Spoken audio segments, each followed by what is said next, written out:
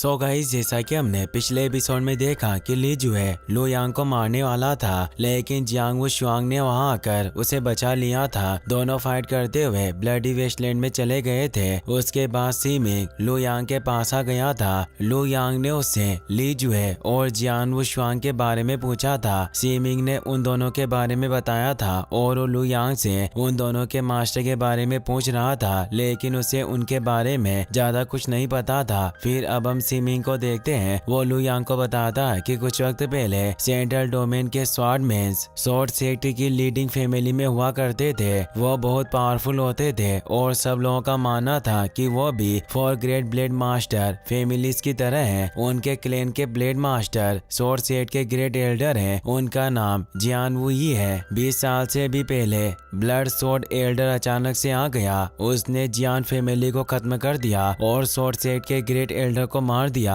लेकिन उसके बाद स्वॉर्डलेस एल्डर आए और उन्होंने ब्लड स्वॉर्ड एल्डर के खिलाफ एक बहुत बड़ी लड़ाई लड़ी। ब्लड स्वॉर्ड एल्डर ने भी जमकर स्वॉर्डलेस एल्डर का मुकाबला किया, मगर वो उन्हें हरा नहीं पाया और मौका देकर अपनी जान बचाकर वहां से भाग गया। इसी वजह से वो इतना फेमस भी हो गया। मगर कुछ वक्त बाद ब्लड स्वॉर्ड एल्डर कहीं गायब हो गया और कुछ सालों पहले उसका स्टूडेंट ली जुए लेजेंडरी ब्लड गोल्ड स्वॉर्ड को लेकर सबके सामने आया। ली जुए इतना पावरफुल है कि वो लेजेंडरी स्वॉर्ड चाइल्ड जियांग वो शुआंग को हरा सकता है, जिस वजह से फिर से वो फेमस हो गया। तुम हेनशान सिटी में रहते हो, पर तुमने कभी भी इन सब बातों को नहीं सुना। ये काफी अजीब बात है। लू यांग कहता है कि ब्लड स्वॉर्ड एल्डर इतना ज्यादा पावरफुल है तो उसके मार्शल आर्ट्स भी वेस्ट डोमेन की लू फैमिली की तरह पावरफुल और स्ट्रॉन्ग होंगे। क्या तुम ये कहना चाहते हो कि मैं लू फैमिली के मार्शल आर्ट्स सीख गया और मैंने लेजेंडरी रेनबो स्वॉर्ड भी ले ली, तो भी मैं ली जुए से फाइट करके उसे नहीं हरा पाऊंगा? सीमिंग कहता है कि तुम सही समझ रहे हो। अगर तुम्हें फिर कभी ली जुए दिखाई दे तो तुम्हारे लिए बेहतर होगा कि तुम उसे परेशान ना करो और उससे दूर रहो, क्योंकि उसके पास ब्लड गोल्ड स्वॉर्ड है और वो ब्लड के लिए कुछ भी कर सकता है। अगर तुमने उससे फाइट करने की गलती की तो तुम अपनी जिंदगी से हाथ धो बैठोगे, इसीलिए ज्यादा जिद्दी मत बनो। इसके अलावा स्वॉर्ड डोमेन में हर तरफ बहुत सारे हीरोज हैं, लेकिन जियान वो शुआंग अकेला है जो ली जुए का मुकाबला कर सकता है। यहाँ तक कि दूसरे वाली चिल्ड्रन भी ली जुए से डरते हैं। इसके अलावा पुरानी जनरेशन के स्वॉर्ड किंग्स में बहुत कम ऐसे लोग हैं जो ली जुए का मुकाबला कर सकते हैं और बाकी लोगों को तो ली जुए आसानी से हरा सकता है। तुम्हारा फायदा इसी में है कि तुम उस पर ध्यान ना दो और अपने काम से काम रखो।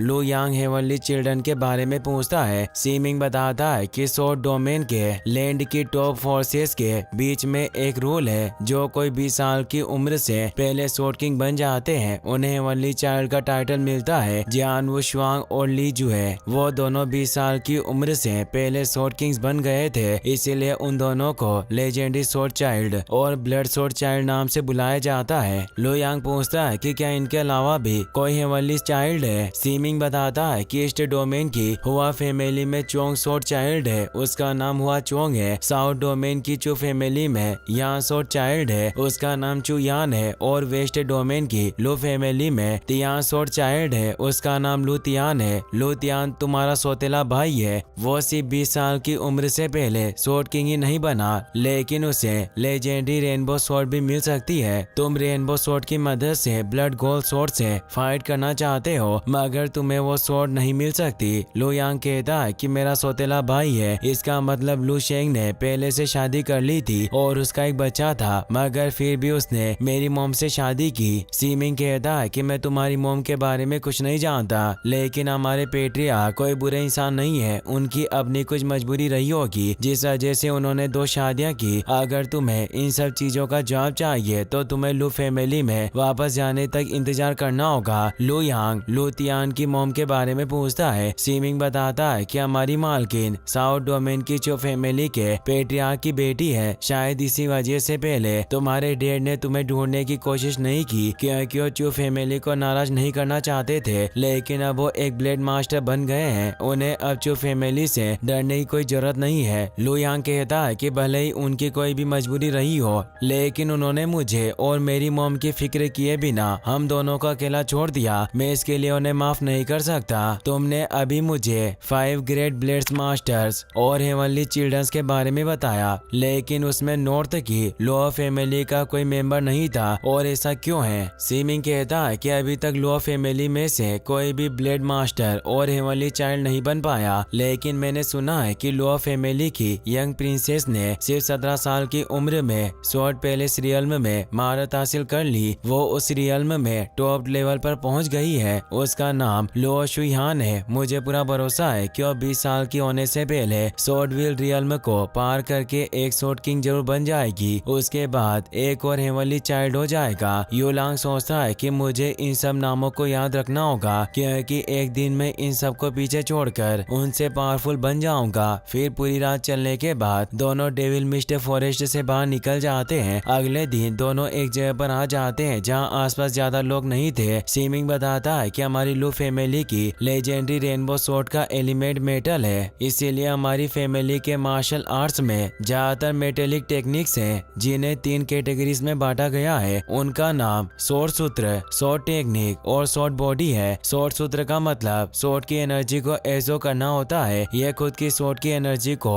फोकस करने की स्किल है। स्वॉर्ड टेक्निक स्वॉर्ड की एनर्जी को बाहर निकालने की एक टेक्निक है। और स्वॉर्ड बॉडी एक फिजिकल टेक्निक है जो स्वॉर्ड की एनर्जी से बॉडी को स्ट्रॉन्ग बनाती है। इसके अलावा लू फैमिली की सबसे powerful technique white tiger Holi sword सूत्र है, लेकिन व्हाइट टाइगर होली स्वॉर्ड सूत्र को सिर्फ लो फैमिली के कोर मेंबर्स ही कल्टीवेट कर सकते हैं। यहाँ तक कि मैं भी तुम्हें वो टेक्निक नहीं सिखा सकता। मैं तुम्हें बस गोल्डन टाइगर स्वॉर्ड किंग सूत्र सिखा सकता हूँ। लू यांग गोल्डन टाइगर स्वॉर्ड किंग सूत्र के बारे में पूछता है। सीमिंग बताता है कि गोल्डन टाइगर स्वॉर्ड किंग सूत्र को गोल्डन टाइगर स्वॉर्ड एनर्जी से कल्टीवेट किया जाता है। ये हमारी फैमिली की सबसे स्ट्रॉन्ग टेक्निक नहीं है, मगर ये स्वॉर्ड डोमेन लैंड की फर्स्ट ग्रेड की टेक्निक्स में से एक है। ये स्वॉर्ड किंग लेवल की टेक्निक है जिससे हम स्वॉर्डविल रियल्म को कल्टीवेट कर सकते हैं। लू यांग पूछता है कि क्या मैं लू फैमिली में जाने के बाद व्हाइट टाइगर होली स्वॉर्ड सूत्र टेक्निक को सीख सकता हूँ? सीमिंग कहता है कि तुम पेट्रियार्क के बेटे हो, तुम इस टेक्निक को आसानी से सीख सकते हो, पर अभी मैं तुम्हें गोल्डन टाइगर स्वॉर्ड किंग सूत्र सिखाऊंगा। अगर 1 महीने में तुम ये टेक्निक सीखकर अपने कल्टीवेशन को स्वॉर्ड बॉडी रियल्म में पहुंचा लेते हो तो मैं तुम्हें स्वॉर्ड टेक्निक और स्वॉर्ड बॉडी स्किल सिखाऊंगा। उसके बाद तुम अपना पूरा काम कर सकते हो और हम दोनों वापस घर जा सकते हैं। यह कहकर सीमिंग सोचता है कि गोल्डन टाइगर स्वॉर्ड सूत्र को सीखने के लिए बहुत ही ज्यादा टैलेंट की जरूरत होती है। मुझे नहीं लगता कि लू यांग 1 महीने में इस टेक्निक को सीख पाएगा। इसमें मेरा ही फायदा है, क्योंकि अगर वो 1 महीने में उस टेक्निक को नहीं सीख पाया तो मैं उसे जल्दी घर ले जाकर अपना मिशन पूरा कर सकता हूँ। लू यांग कहता है कि तो ठीक है, मैं सबसे पहले गोल्डन टाइगर स्वॉर्ड किंग सूत्र सीखूंगा और मैं देखना चाहता हूँ कि लू फैमिली के मार्शल आर्ट ज्यादा अच्छे हैं या फेंग फैमिली की कैंग फेंग स्किल ज्यादा अच्छी है। सीमिंग सोचता है कि अभी बच्चा है, इसीलिए हमारी ग्रेट लू फैमिली के मार्शल आर्ट्स को फेंग फैमिली के नॉर्मल कैंग फेंग स्किल्स से कंपेयर कर रहा है, लेकिन जल्द ही उसे सच का पता चल जाएगा।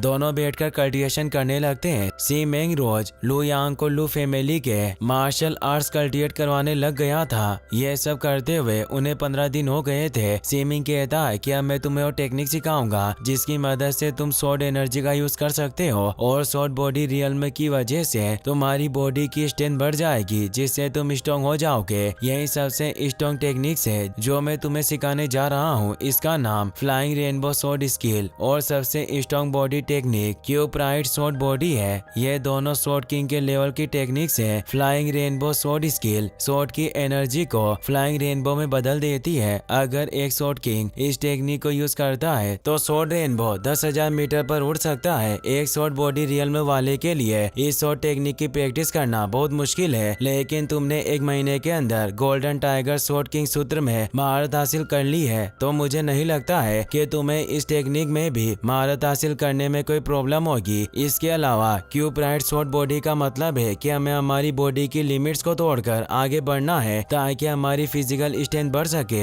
अगर स्वॉर्ड बॉडी रियल्म की फाउंडेशन के साथ तुमने इस टेक्निक में महारत हासिल कर ली तो तुम्हारी बॉडी ब्रोंज की तरह स्ट्रॉन्ग बन जाएगी और तुम अपनी स्वॉर्ड एनर्जी से अटैक को रोक सकते हो। यदि तुम गोल्डन टाइगर स्वॉर्ड किंग सूत्र की प्रैक्टिस करते हो तो तुम्हें 6 महीनों के अंदर स्वॉर्ड सोल रियल्म में पहुंचना होगा, लेकिन तुम फ्लाइंग रेनबो स्वॉर्ड स्किल और क्यूब राइट स्वॉर्ड बॉडी को सीख सकते हो, तो मुझे नहीं लगता है कि स्वॉर्ड सोल रियल्म में पहुंचना तुम्हारे लिए कोई बड़ी बात है। यह सब बातें सुनकर लू लो यांग मोटिवेट हो जाता है और दोनों स्वॉर्ड प्रैक्टिस करने लगते हैं। इसी के साथ ये एपिसोड यहीं पर खत्म हो जाता है। गाइस, अगर आपको वीडियो पसंद आया हो तो इस वीडियो को लाइक करने के साथ साथ चैनल को सब्सक्राइब जरूर कर लेना। मिलते हैं नेक्स्ट वीडियो में।